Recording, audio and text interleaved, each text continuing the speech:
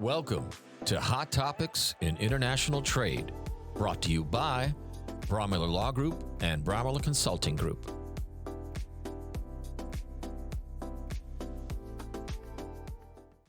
Hi, this is Bob Brewer with Braumiller Law Group and Braumiller Consulting Group. Welcome to the podcast. Once again, I have with me Robert Stein, VP of Braumiller Consulting Group, here to share with you all of his knowledge about what we're going to talk about, managed services and FTZ administration. This gentleman is a guru. First off the top, I know I've asked you this before, but what's the difference between a bonded warehouse and an FTZ? Well, there are different kinds of customs bonded warehouse. The bonded warehouse is not really designed for production, although you can do certain activities in it. Okay. It has a limited time frame, 5 years versus unlimited for a foreign trade zone. And the big thing is the foreign trade zone is not considered to be in the commerce of the U.S., whereas the bonded warehouse, you make entry to put goods into it. So it is still an entry, you're just not paying duty, whereas an FTZ, you're admitting it into a place where it's bonded and it's not necessarily, or it's not in the commerce of the U.S. All right. Just want to get that off the top here as well. I know, really exciting details at the top of the hour. In my head it was. I just needed, it was circling around in my head.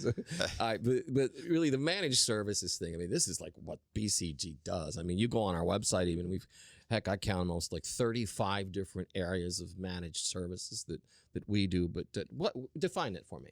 Managed services are services that supplement or replace the internal resources that you would normally dedicate to those kinds of tasks internally. So that's a short definition. All right. So now we'll go back to, managed services such as an FTZ, HTC classification, broker management, just to name a few, help improve the compliance and the efficiency, obviously, and they help reduce operational costs. Give us a little bit insight on that. Right. I think a lot of consultants go out and when they want you to use their consulting service, they say, ooh, you're going to get in big trouble and pay big penalties. And so the fear of paying a penalty is what is supposed to drive the commitment to a consultant. And our focus is like, we know people get in trouble and they come to us when they're in trouble. We put out fires for a living. Right. What we really want to do is find ways where we can improve your efficiency and actually make it less expensive to accomplish some of the things you're trying to accomplish in your compliance program. So whether it's being more compliant or having greater expertise, managed services is a way to access the depth of knowledge that we have without having to worry about finding and hiring and keeping subject matter experts, worrying about when they go on vacation or medical leave. So all these things are big concerns, especially if you're in a small company, to have a couple of different people who, for example, can manage a foreign trade zone. Right. That's a really difficult task. And when you tap into the expertise that we have, you not only are getting that expertise, but you're getting the peace of mind of knowing I don't have to worry about when my person goes on vacation or has an unexpected medical issue or a family issue. So these are things that can be very helpful. And for large companies, I think a lot of times large companies say, well, we don't have that issue. We have a lot of headcount. We can cover that. But what they don't necessarily have is that depth of expertise in certain areas. So whether it is foreign trade zone or HTS classification, CTPAT, right? Yeah. Free trade agreement. Sometimes people say, oh, well, we take care of our free trade agreements. And I say, well, what about your annual solicitations? What do you do then? Mm-hmm. That's a big project for big companies. And again, that's something that we can handle and take that off their plate. That improves your efficiency, which is a lowered cost. So when you're talking to the CFO and trying to explain why are we spending this money on a consultant to do, for example, broker management, because it's saving money, it's saving time. And yes, you also have the advantage of if there is a fire down the road, you have access to, again, that expertise. Yeah, when you say smaller companies, one of the things that pops into my head is our staffing. Staffing being total turnkey for an organization. You're trying to grow your business, but all of a sudden you land a project and you do not have the resources. Right. Let's say if it's a classification project, you can come to us. Brad will get with me, the president, and he'll say, Bob, let's put out a resume. Here's what we're looking for, the criteria of these individuals. We interview them on your behalf. We hire them on your behalf, and then we put them in place. Yeah. on your behalf. Well, and I think a good example, recently we brought on a chemical classification expert. Mhm. And so we really needed that because there's so much demand for chemical classification. Oh, yeah. And now we have that specific expertise. I actually created a whole matrix of expertise for our consulting group. So we can actually see if you say, hey, Robert, do we have this kind of expertise? I can look and in a glance, I can say, I have this person and that person and the level of expertise they have. So we have a broad group of people with various different kinds of expertise. And in many cases, that expertise is very, very deep in its knowledge and experience. And that's the important thing, right? When one of our clients goes out and tries to hire someone, they have to find people like that. Mhm. We have a whole staff of people like that. Yeah, and even beyond our staff, like I said, we can bring people in. Yep. On your behalf, total turnkey. But a lot of some of those people I know over the years have just come to work or gone to work for that organization. Right. Where we've proven that, hey, these people, can we bring them on board? Absolutely.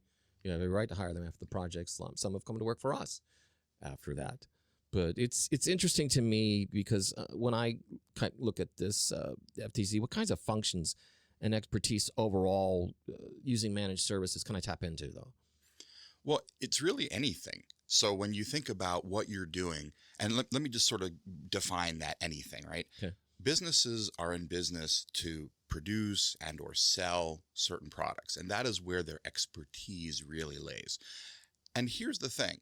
At the end of the day, there are a lot of other functions. They could be IT functions, accounting functions, and in this case, things related to compliance and international trade that they aren't experts in. That's not their business. Yeah. It's our business. And so for companies, whatever your industry is, we want you to be the experts. We want you to be the foremost best people in your industry. And let us help you take care of your compliance, your free trade agreements, your classifications, your broker management. And managed services is really an excellent tool to take that out of your basket and let the things in your basket be the things that you're good at. We don't try to make, tires or cars or computers, or that's not what we're good at. And we wouldn't try to do that. So we depend on other companies to provide that and make those things for us. We want to be those people that when you say, hey, we need help with our compliance, we need a compliance manual, we need someone to help us operate our foreign trade zone. These are things that we are the experts at, and you can come to us and we have that capability. Yeah, my experience, Robert knows this, I'm on a lot of these calls being part of the new business development, but classification's huge. I mean, a lot of times this is, we've got a CF28, whatever, you just have to go back and look where the mistake happened if you can. Mm-hmm. And then we come in and say, let's do an audit. Why is that? Because customs can go back 5 years. Well, I love to ask this question when I'm visiting clients too. I say, how far back can customs audit you? Yeah. And very often importers aren't aware. It's as far back as you have records. So tying that back to the whole record keeping discussion, right? Mm-hmm. If you're keeping records for longer than 5 years, you're not just liable for that 5-year window, which you have that liability for by statute. Mm-hmm. But now if you've kept records for longer, like for example, if you say something really smart like, oh, we keep all our records in accounting, right? Immediately customs knows you have 7 years worth of records because everyone keeps their accounting records for 7 years for the IRS. Whoops. So oops is right.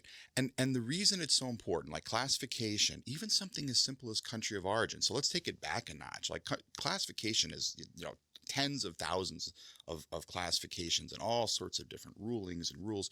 But you think country of origin should be easy. And I was just looking today, and I know this ruling is from May, but it was just in the news today about a company that brings in fertilizer. Mm-hmm. And customs ruled that it has to be marked made in China, but for purposes of Section 301 trade remedy duty, it is considered Canadian origin and not subject to Section 301. And here's the kicker. They ruled that because it undergoes sufficient tariff shift under USMCA, it qualifies as eligible for favorable tariff treatment under USMCA, duty-free. So here's this good that's made in China, supposedly. It's marked made in China. Right. It should be subject to Section 301 at, I think, 25%, mm-hmm. and whatever duties, but it is actually considered to be Canadian-made for Section 301, so there's no Section 301 duty, and it's eligible for USMCA, so it's duty-free. Wow. Now, as an importer, it should kind of freak you out, right? Yeah. Like none of that makes sense. And yet somehow people like us have to take that knowledge and interpret that. And when you have a product that is subject to something, very arcane like that, we have to be able to find the rulings, understand how it applies to your product. Asking importers to really understand this stuff, it's hard for you. If you're a fertilizer company, what do you understand about country of origin marking rules and transformation and USMCA? There was a whole lot of knowledge in that whole experience there that if you're an importer, you need someone. So whether you hire us on a project basis for a specific, analysis, or you say, you know what, I'm just going to let the experts handle this. I'm going to hire Braumiller and say, let's use your managed services. You can take care of classification, country of origin, USMCA, foreign trade zone, whatever. Yeah, because a lot of times it does come down to substantial transformation, which can be kind of tricky. Who's the major source of the world? In my opinion, China. So you're always going to have that kind of hanging over your head that, look, this is how we make this product. Well, we can't really re-engineer your classification based on what you've given us. Right. Some of these audits, though, that we've done, it goes deep. Where we really start looking at how these components are put together and give you an idea of how it works, especially with getting them approved for USMCA. And the takeaway really is allow the people with the expertise to manage the services that, whether you're big or small, are difficult for you to handle because it's not your expertise. Yeah. So I have a question, and I kind of went back on what I said with staffing, but does the size of a company actually dictate whether they would want to use managed services? I don't believe so. I think there's different reasons to use managed services. Small companies might say, hey, we just don't have the resources internally. We don't have the money to hire additional people. Large companies might say, we have that, but we just don't have the depth of knowledge that a company like Braumiller would have in the areas of expertise that we need it. So I think whether you're large or small, there's really a good reason to utilize managed services. And we have so many different ways in which we can help companies, the various areas of expertise, that really any company could benefit from it. And remember, it's not about scaring you and you're going to get penalties. It's really about improving your efficiency and lowering your cost. And that's the big sell internally to be able to bring in someone like us to help out. In audits, we do a bunch of audits. That's the one thing, like, you know what, we got in trouble a little bit here, but I want to be sure now. So I want you guys to come in and actually go through everything with a fine-tooth comb and make sure that all of our classifications at this juncture are correct. Yes. That's one of the big things that we would do. But, this FTZ, I just want to say, you, Robert, though, as far as I know about you, and I've known you for how long? I don't know, 7-8 years. But at least. This has really been kind of the top of your priority, these FTZs, from what correct? It is a passion of mine. Okay. It's for the benefit to U.S. companies. It's keeping U.S. business competitive. It's keeping jobs in the United States. So it's a passion of mine because I see it as a huge benefit to companies. And again, because many companies want to do this and can see a benefit from it, but often don't have the resources internally to actually administer it correctly. Very often we're called in to help out companies that have tried to self-administer, and now they need assistance with mopping up, the mess that they've created. So, so doing managed services or retaining managed services for something like FTZ administration, in the end, can save you a lot of time and money because you're getting it done right. And when, just so you know out there, when something comes into my inbox as far as new business is concerned, I'm not only vetting, I'm trying to find out what you're specifically looking for and then trying to determine. You don't need an attorney for this. You think you do. You think this is legal, but the managed services that we have on the BCG side, you might want to take a look first. Now, you can go on our website, and like I said, there are probably 35 different areas of managed services that are there for you to look at, wherever this may fit. But you might want to, like I said, look at that first. And then you'll be able to determine, hey, this could be less expensive because I don't have to hire a legal team. Well, the good news is if you're doing it right, the need for an attorney for an FTZ is very limited. It's when really all heck is broken loose that legal gets involved. And the idea behind, again, managed services for an FTZ is to avoid that circumstance and keep the cost down. Yep. And that we can do.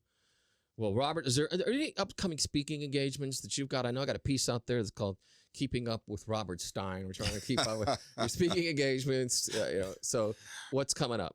The big thing for me is there's a week in September where I'll be speaking internationally. I'll be starting out in Calgary, Alberta, where I'll be talking to the Canadian Society of Customs Brokers about e-commerce. Wow. And then right back to back with that, I'll be at Trade Hub Summit in Mexico City, where I'll be moderating a panel on southern border trade. Wow. All right. So I gotta plug that into the Keeping Up with Robert Stein piece and Absolutely. get that out there for you. But as you know, I like to keep these at around 15 minutes.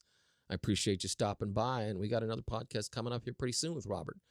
We're going to be covering the USMCA utilization, so stay tuned. Thanks.